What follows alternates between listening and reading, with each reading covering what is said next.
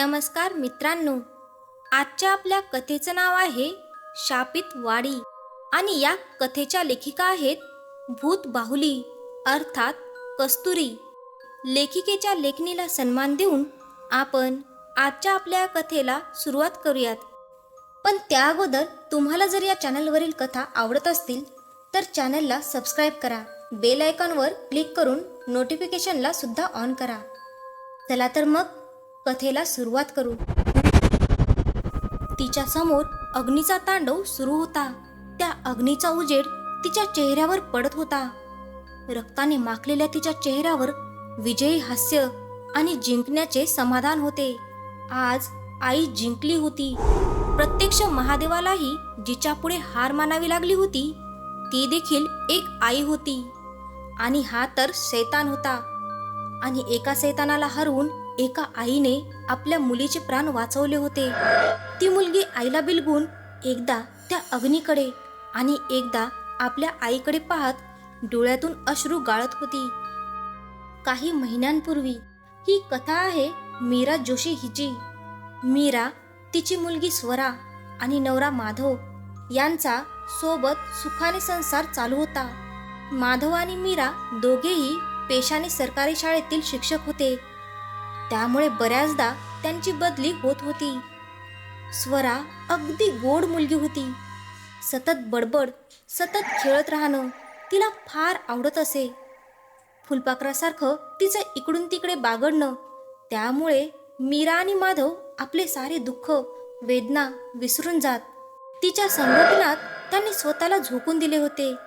सगळं काही सुरळीत चालू होतं. पण नियतीच्या मनात काहीतरी वेगळंच होतं. तिने तिचा डाव खेळायला सुरुवात केली. नशिबाचे एक एक फासे आता पडायला सुरुवात झाली होती. काळाने घाला घालायची तयारी केली होती. एक अनाहूत संकट त्यांच्या दिशेने चालत येत होतं. एक एक पाऊल टाकत त्यांच्या दिशेने ते येत होतं. दाराजवळ येऊन ठेपलं होतं एक भयानक संकट. दाराची बेल वाजली. आता यावेळी कोण आला असेल? मीरा स्वतःशीच बोलत दार उघडण्यासाठी गेली. तिने दार उघडलं तर समोर पोस्टमन होता. एवढ्या संध्याकाळी पोस्टमन कधी आला नाही, पण आज कसा काय? मीरा स्वतःच्याच विचारात होती. ताई, माफ करा हा, हे तुमचं पाकिट घ्या. आज जरा उशीरच झाला. खूप काम होतं आज. तुमचंच पत्र होतं शेवटचं. म्हटलं घरी जाता जाता देऊ, म्हणून जरा उशीर झाला. तो पोस्टमन म्हणाला. काही हरकत नाही दादा, पाणी देऊ का? बसा हवं तर जरा वेळ. पोस्टमन ओळखीचा असल्याने मीराने त्याची चौकशी केली. तो म्हणाला, नाही ताई, निघतो आता. आधीच आज जरा उशीर झाला आहे. घरी वाट बघत असतील, येतो. असं म्हणून पोस्टमन निघून गेला. तो निघून गेल्यावर मीराने पाकिट उघडून बघितलं. तेवढ्यात माधव पण घरी आला. काय ग, काय आहे ते? माधवने विचारले. माधव, पुन्हा बदलीचे पत्र आले आहे आपल्या दोघांसाठी. मीरा म्हणाली. आता यावेळी कुठे पाठवलं आहे? माधवने मिश्किलपणे विचारलं. कुठला तरी आदिवासी भाग आहे वाटतं. नाव पण विचित्र आहे, विटाळवाडी. वाडीचं नाव घेताच भस्कन घरातील सगळे दिवे गेले. मीरा आणि माधव समोरासमोर होते, पण मिट्ट काळोखात एकमेकांना ते दोघेही दिसत नव्हते. इतका वेळ शांत बसून खेळणारी स्वरा देखील घाबरून रडायला लागली. मीराने पटकन एक मेणबत्ती नेहमीच्या जागेवरून काढली आणि जवळच ठेवलेल्या काडीपेटीने ती पेटवली. घाबरू नकोस बेटा, आई आहे ना, आणि बाबा पण आहेत ना तुझ्याजवळ. मग असं म्हणून मीराने स्वराला जवळ घेतलं आणि तिने माधवकडे चिंताजनक नजरेने पाहिलं. तोही चिंतेत दिसत होता. ती रात्र तशीच अंधारात गेली. येणारा प्रत्येक दिवस आता या दोघांची नव्हे तर तिघांचीही परीक्षा घेणार होता. 4 दिवसात त्यांना तिथं रुजू व्हायला सांगण्यात आलं होतं. त्यामुळे मीराकडे फार वेळ नव्हता. सामान जरी फारसं नसलं तरी बांधाबांध करावी लागणार होती. तिने लगेचच सामानाची बांधाबांध करायला घेतली. शाळेच्या सुट्ट्या जरी संपत आल्या असल्या तरी माधवला काही कारकुनी कामामुळे शाळेत जावं लागत होतं. माधव विटाळवाडीबद्दल आणि तिथं कसं जायचं याची चौकशी करायला बाहेर गेला. त्याने 1-2 शिक्षकांना विचारले, पण त्या वाडीबद्दल कोणालाही माहिती नव्हती. घरी येत असताना वाटेत त्याला पुजारी काका भेटले. माधव स्वतःच्याच विचारात होता. काय माधव, घरी निघालास का? पुजारी काकांनी विचारले. अंगात कुर्ता, पायात धोतर, डोक्यावर गांधी टोपी, हातात सतत तुळशी माळ मनगटात गुंडाळलेली आणि गळ्यात त्रिशूळ असलेली रुद्राक्षाची माळ. पुजारी काका म्हणजे दत्तात्रय पाठक. त्या गावातील एकमेव पुजारी गृहस्थ होते. कुणाकडेही कुठलंही कार्य असो, काकांनाच पूजेचं आमंत्रण असायचं. देवावर असीम विश्वास असणाऱ्या काकांच्या चेहऱ्यावर भक्तीमुळे एक अनोखे तेज आले होते. त्यांच्याकडे नुसते पाहिले तरी मन शांत होत असे. माधव स्वतःच्याच विचारात गुंतलेला असताना काकांच्या आवाजाने जवळजवळ दचकलाच. माधवला असं काळजीत पाहून काकांनी त्याला विचारले, काय झालं माधव, कसली काळजी करतो आहे? नाही काका, काही नाही. मला आणि मीराला बदलीची ऑर्डर आली आहे आणि तिथं कसं जायचं, तो भाग कसा आहे, काहीच माहिती नाही. एवढंच नाही तर त्या जागेबद्दल आपल्या या गावातही कुणालाही काहीच माहिती नाही. त्यामुळे मोठा प्रश्न पडला आहे की आता काय करायचं, कारण 2 ते 3 दिवसात तिथे रुजू व्हायला सांगितलं आहे. माधव एका दमात बोलला. कुठे झाली बदली? काकांनी विचारलं. विटाळवाडी. वाडीचं नाव ऐकताच काकांनी चमकून माधवकडे पाहिलं. डोळ्यात एक अनामिक भीती उमटली आणि माधवविषयी काळजी दाटून आली. सारा भूतकाळ त्यांच्या नजरेसमोरून एका क्षणात धावत गेला. ठीक आहे असं म्हणून काका घराकडे निघून गेले. एकाएकी काय झालं काकांना? माधव त्यांच्या अशा जाण्याकडे साशंक नजरेने बघत राहिला. पुजारी काका घरी आले.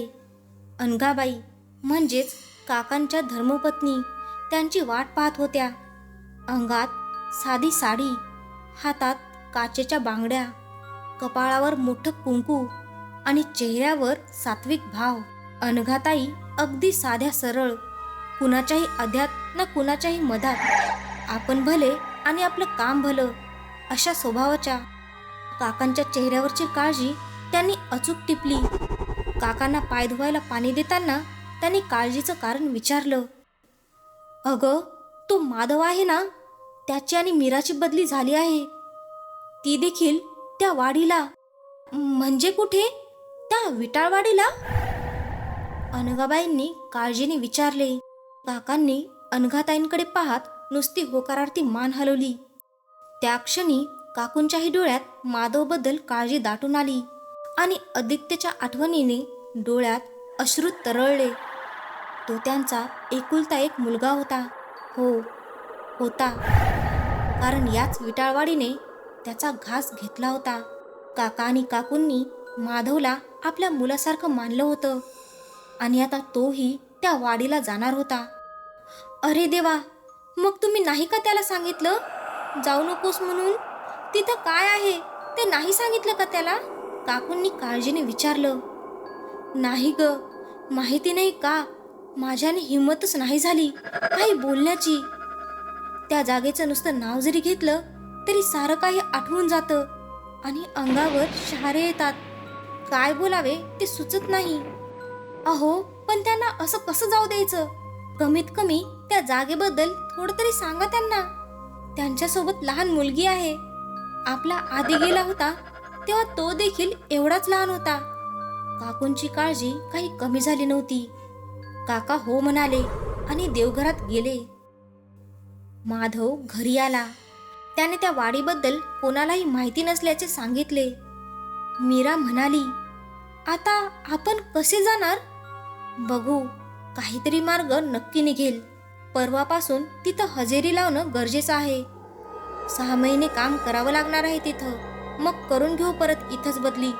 मीरा आणि माधव एकमेकांशी बोलत असताना कोणीतरी दार वाजवले. मीराने दार उघडले तर समोर पोस्टमन दादा दारात उभे होते. ते म्हणाले, की सकाळी माधवने वाडीबद्दल विचारलं होतं. मग पोस्टातून सगळी माहिती काढली आणि याला पण सोबत घेऊन आलो. हा तुम्हाला सोडेल तिथं. त्याच्या टेम्पोमध्ये टाका सामान. व्यवस्थित सोडेल तो आणि तुमची तिथं राहायची व्यवस्था करायला देखील मदत करेल. तिथले पाटील त्याच्या ओळखीचे आहेत. त्यांच्याशी याचं बोलून झालं आहे. पोस्टमन सगळे एका दमात बोलून गेला. असं म्हणतात की नशीब जेव्हा जेव्हा परीक्षा घ्यायला सुरुवात करतं तेव्हा तेव्हा मदतीचे किंवा बचावाचे मार्ग सगळे एकतर दूर होतात किंवा बंद तरी होतात. तसंच काहीतरी या दोघांच्याही बाबतीत झालं होतं. पुजारी काका मीरा आणि माधवपर्यंत पोहोचण्याआधीच दोघा जणांनी घर सोडून टेम्पोमध्ये आपलं सामान भरलं आणि आपल्या प्रवासाला निघाले. पुजारी काका जेव्हा मीरा आणि माधवच्या घरी पोहोचले तेव्हा घराला कुलूप बघून ते अजूनच काळजीत पडले. मग त्यांनी कुठला तरी मनाशी निश्चय केला आणि सरळ आपलं घर गाठलं. सावज हेरत फिरतो शिकारी, शुद्ध आत्मे ज्याचे न्याहारी, दडून राहतो नेहमीच अंधारी, ज्याच्यामुळे झाली ही शापित वाडी, ती आहे विटाळवाडी, विटाळवाडी. मीरा आणि माधवला वाडीमध्ये पोहोचायला संध्याकाळचे 5 वाजले होते. एकीकडे मीरा आणि माधव स्वरासोबत वाडीच्या वेशीजवळ आलेच होते. गावच्या पाटलांच्या घरी त्यांना जायचं होतं. गावातल्या लोकांनी मात्र त्यांना गावात येताच एका लहान मुलीबरोबर पाहिलं आणि हे लोक आपापसात वेगवेगळ्या चर्चा करू लागले, आपापसात कुजबूज करू लागले. त्या लोकांचं असं कुजबुजणं मीरा आणि माधवच्या नजरेतून सुटलं नव्हतं, पण सध्या तरी त्याकडे त्यांनी दुर्लक्ष करायचं ठरवलं होतं. हे दोघेजण पाटलांच्या घरी पत्ता विचारत विचारत पोहोचले. पाटलांचा वाडा म्हणजे दगडी इमारत होती. मुख्य दरवाजातून आत गेल्यावर समोर मोठं अंगण होतं. पुढे ओसरी होती आणि ओसरीला लागूनच स्वयंपाकघर होतं. स्वयंपाकघराच्या बाजूलाच 3 खोल्या होत्या आणि शेवटच्या खोलीजवळून वर जाण्यासाठी एक जिना होता. वरती देखील काही खोल्या होत्या, पण सध्या त्या बंदच होत्या. शाळेतले नवीन मास्तर म्हटल्यावर पाटलाने आनंदाने त्यांचे स्वागत केले, पण जशी त्यांच्या नजरेत स्वरा पडली त्यांच्याही चेहऱ्यावर काळजीची लकीर उमटलीच. आणि हे देखील त्या दोघांच्याही लक्षात आलंच होतं. गावातल्या लोकांना पाटलांच्या घरी लहान मुलगी आली आहे हे समजलं होतं. कोण आहे, का आले आहे, गावातल्या लोकांना काहीच माहिती नव्हतं.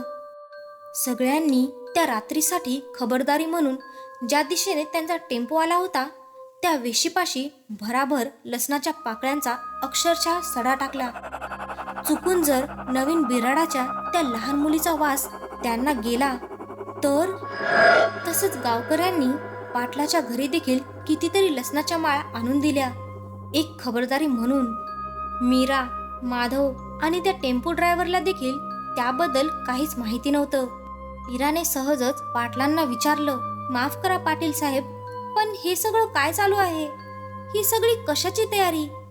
आम्ही जेव्हा गावात आलो तेव्हा गावकरी देखील आपापसात काहीतरी चर्चा करत होते, तेही स्वराकडे बघून. काय आहे स्वरामध्ये? आम्ही जेव्हा तुमच्या घरात शिरलो तेव्हा स्वराला बघून तुम्ही देखील काळजीत दिसला का? एवढ्या वेळात संध्याकाळचे 6 वाजून गेले होते. पाटील मीरा आणि माधवला एवढंच म्हणाले, बाळांनो, आजची रात्र इथेच थांबा. उद्या मी तुम्हाला सांगतो.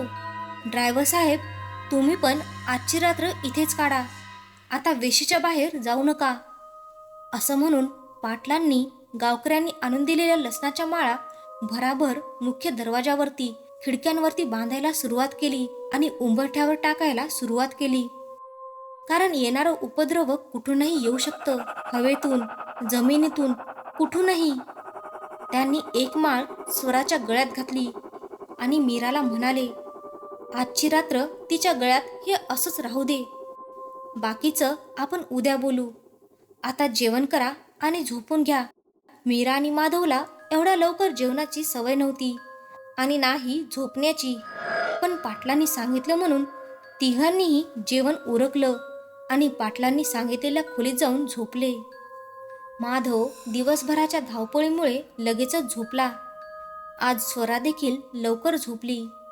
मीरा आणि माधवला जी खोली दिली त्या खोलीमध्ये पाटलांनी खोलीच्या चारी बाजूला पुन्हा लसणाच्या पाकळ्या टाकल्या. सगळं आवरेपर्यंत 7 वाजले होते. लसणाच्या उग्र वासामुळे मीराला झोपच येत नव्हती. तिने मग एक खिडकी उघडीच ठेवली. त्या खिडकीतून पूर्ण वाडी दिसत होती, कारण पाटलाचे घर वाडीच्या थोडंसं उंचावर होतं. जवळपास 100 ते 150 उंबऱ्यांची ती वाडी. पण वाडीमध्ये संध्याकाळचे 7 वाजेपर्यंत सगळे दिवे बंद झालेले होते. वाडीच्या पुढे असलेलं मोकळं माळरान देखील मीराला चांदण्याच्या प्रकाशात दिसलं. बराच वेळ मीरा त्या माळरानाकडे बघत होती. थोड्या वेळाने तिला तिथे काहीतरी हालचाल जाणवली.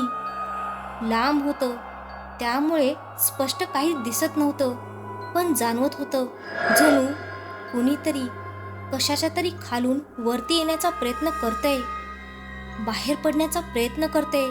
तर मध्येच धुरासारखं भस्कन हवेत काहीतरी उडायचं आणि तिथे देखील एक आकार तयार होत आहे असंच मीराला वाटलं. पण ते एक नव्हतं, कितीतरी होते. मोजणं शक्य नव्हतं. एका पाठोपाठ एक असे ते गावच्या जवळच्या त्या माळरानावर एका रेषेत उभे राहत होते. आकाराचं म्हणावं तर त्यांना मानवी आकार म्हणता येण्यासारखे नव्हते आणि नाही जनावर. मग काय असेल ते? मीरा त्यांच्याकडे एकटक बघत होती. कोण आहे हे जाणून घ्यायचा प्रयत्न करत होती. तितक्यात दार वाजलं. मीराने दार उघडलं. समोर पाटलांची बायको होती. तिने मीराला दिवा मालून टाकायला सांगितला. तोच पाटलींबाईचं लक्ष त्या उघड्या खिडकीकडे गेलं. तिने ती स्वतःच धावत जाऊन बंद केली आणि मीराला ती खिडकी उघडू नको म्हणून स्पष्ट सांगितलं. मीराने देखील मानेने होकार दिला आणि स्वराजवळ जाऊन पडून राहिली. खूप उशिरा तिला झोप लागली. सकाळी स्वराच्या आवाजाने तिला जाग आली. माधव तिला दूध घेण्यासाठी आग्रह करत होता, पण आज तिला दूधच नको होतं. घरी जायचं म्हणून ती रडत होती.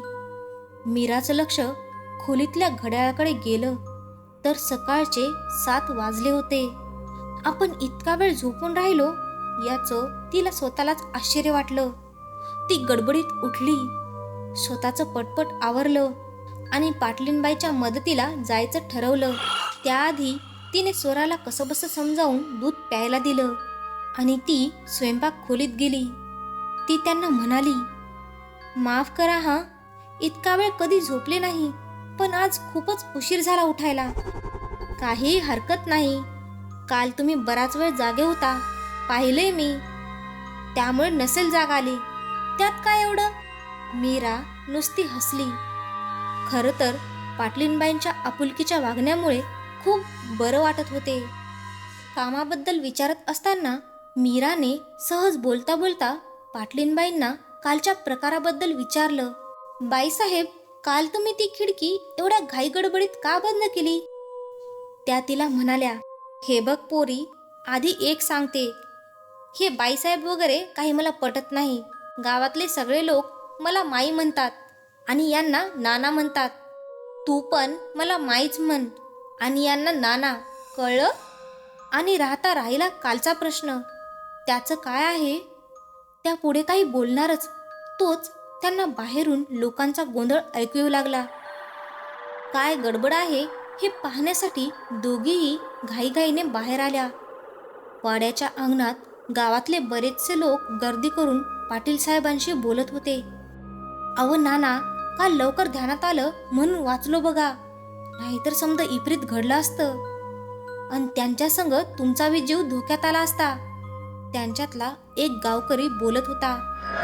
नाना त्याला म्हणाले, अरे आम्हाला पण नव्हतं माहिती की त्यांच्यासोबत एक लहान मुलगी आहे, नाही तर त्यांना इथं बोलावलंच नसतं.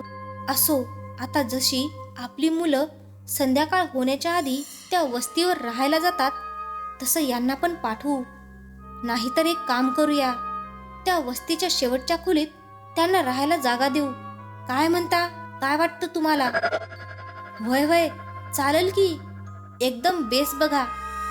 सगळे गावकरी एकदम बोलले.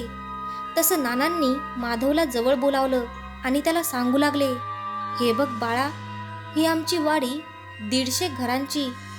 इथे साधारण 200 ते 250 लहान मुले आहेत. पण संध्याकाळ झाल्यावर त्यांना आम्ही इथे राहू देत नाही.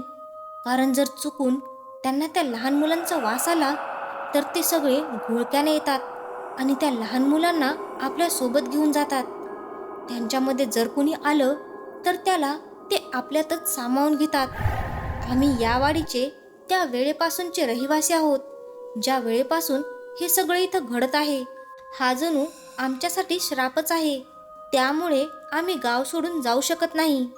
नाहीतर तो श्राप आम्ही जिथे जाऊ तिथे येईल आणि ते गाव पण शापित होईल.